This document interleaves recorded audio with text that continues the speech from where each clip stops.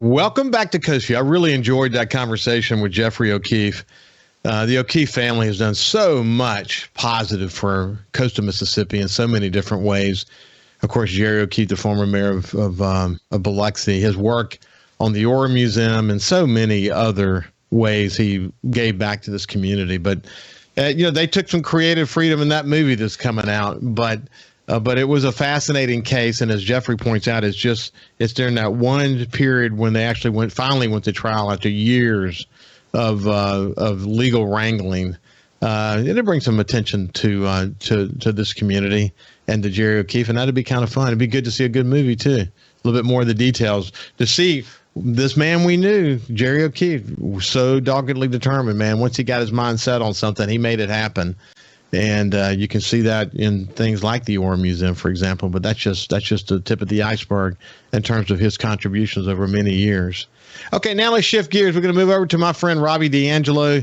He's a human optimization coach, a good friend of Coast Vue, a good friend of mine. And we check in with him from time to time to kind of get us motivated to think about our physical and mental health. It's really important. But anyway, welcome back to Coast Vue, my friend. Thank you so much for having me, man. I'm excited to be here. Well, how are you doing? What's up with you these days, Robby? Life is good. It's moving in the right direction. Business is going well. Contest prep is going really good. And actually, I got off the phone right before this, relaunching my nonprofit again. So I'm really, really excited about that. So just continuing this progression towards my potential.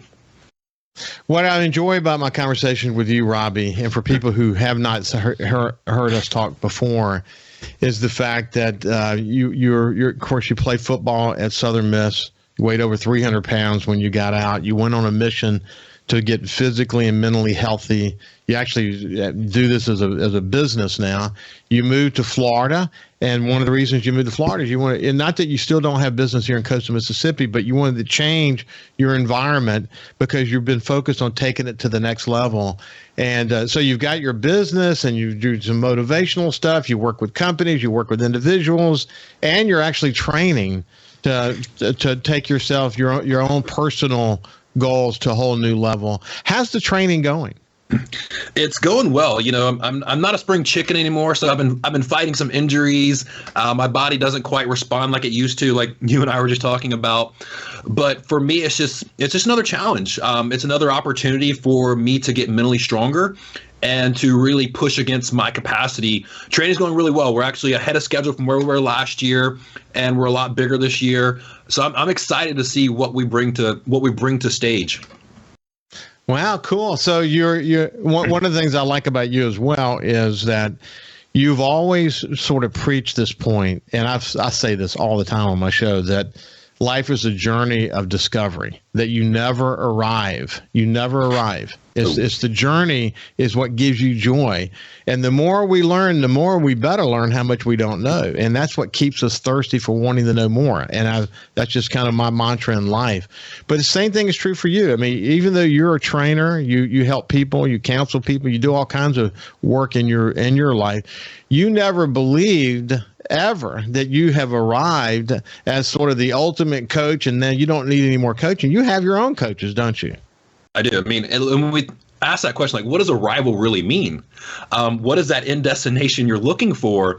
If it's truly human potential, then there is no end point. It's always seeking. It's always becoming better. And I firmly believe in coaches. I have coaches in literally every aspect of my life. Like I mentioned to you before, the college got off right before here was hiring a coach to coach me in my nonprofit. So I literally, every area of my life I want to get better at, I look for mentorship. I look for people who have been there, done that can help guide me down the path. So I know that I'm not limited to my own understanding. I'm expanding my capacity by getting in other people's opinions as well. Well, it's always inspiring to spend some time with you. So we'll get an update on your training for your upcoming event. You've mentioned your nonprofit a couple of times. Tell me more about that. So I started this in 2016, where we started working in schools, and I want to make an impact with kids. And now the focus has kind of shifted as of my own journey. Now the goal of the nonprofit is to change the way we look at mental health in schools. As I'm working through my journey, as I'm coaching in companies and individuals, I realize how much of a mental health problem we have in the world right now. And to me, if we can get to kind of the root of that issue when kids are just now starting to form their opinions of the world, I think we can really make a difference. So that's the real mission of the nonprofit, is mental health in our schools. Wow, that's awesome, Robby. And I'm not surprised. I mean, again, you find something that is an area where you can lend your, I don't know, determination. That's what it is. I literally told the lady this morning, I'm like, I'm not the expert in child psychology by any means, but I'm passionate about this. And I know that if we surround ourselves with the right people and apply the right discipline and hard work to it, we can make some change. Wow, that's cool. So tell me about the event that you're training for. So I'm training for a national men's physique competition. And basically it's kind of bodybuilding, but I don't have to, wear the thong. I get to wear like board shorts. It's kind of like the best, everyday body. It's tough though. We're still training just as hard as everyone else, still having a very disciplined diet and supplement routine and sleep. The biggest thing me and my coach talked about this past week was me getting better sleep, because how much that affects everything else. So it's just me setting a bigger, higher goal, because I accomplished my last goal, which was winning. So now, like, okay, how much more can we push this? And so we're just going to compete at the next level now.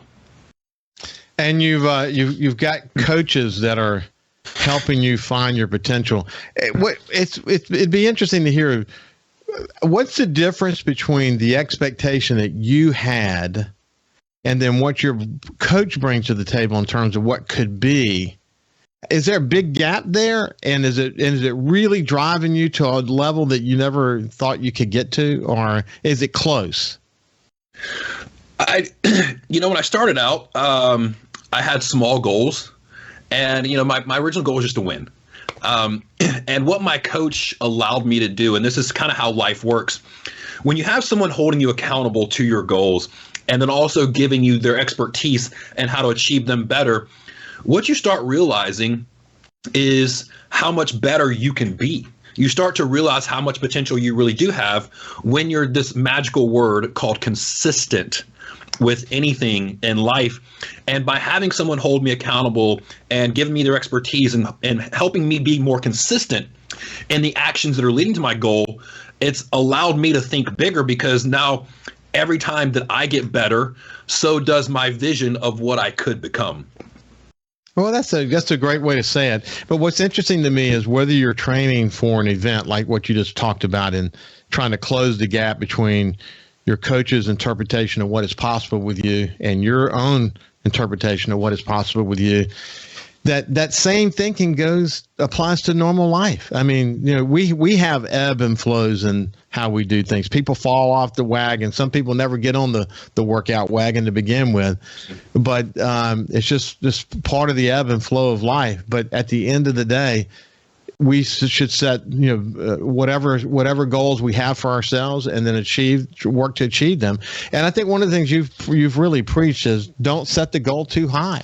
Set the goal where it's achievable. And coming back to your point about consistency, it is a lifestyle change, and it's about in this lifestyle change that you have constantly preached for 2 years. Getting your mind and your body in alignment, so that it's not just a flash in the pan and then you fall off the wagon again and maybe you don't get back on again. You stay on it and you stay consistent with it, and amazing things can happen to the average person in their everyday life. Isn't that true? It is. It's really about just taking the actions that are aligned with the vision you have for your life. And it's simple and complicated at the same time, because it sounds easy, but it's actually really complex, because we're humans with emotions and families and variables and all this going on. But it's really, about getting as close as you can as not having regrets in life. Regrets are going to happen. Like people who say, I don't have regrets, like, come on. Yeah, you do. I mean, we all do. We've all made mistakes. We all wish we could do things over again. But it's getting close as you can to getting to your deathbed and looking back and saying, you know what, man, I went for it. I gave this life everything I had, and I'm going to die empty. I think that's really kind of one of the goals of human existence, is to die empty, knowing that you gave life everything you had. Well.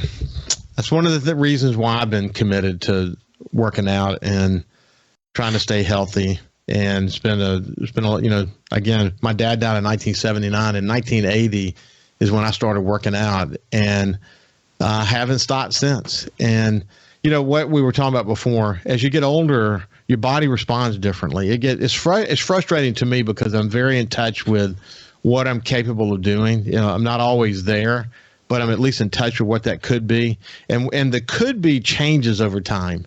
And that is frustrating to me. When we come back, we'll talk a little bit more about that and bring it back down to earth and talk about, how you could get started if you're so inclined. We'll see you after this break with Robby D'Angelo. Welcome back to Coast Vue. I was thinking during the break that if there was a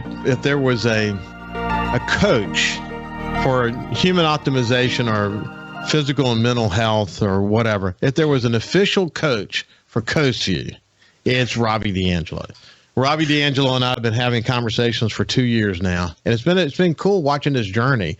And I think it's important to keep coming back to him from time to time because everyone, again, there are these ebbs and flows in everyone's life. And as I mentioned to you, before, a little bit before we went to break, and certainly during the break, it's frustrating to me, Robby, as I get older, to have to lower the bar for me, whatever it might be. Like for example, there's certain exercises I can't do because I have a herniated disc in my lower back. Okay.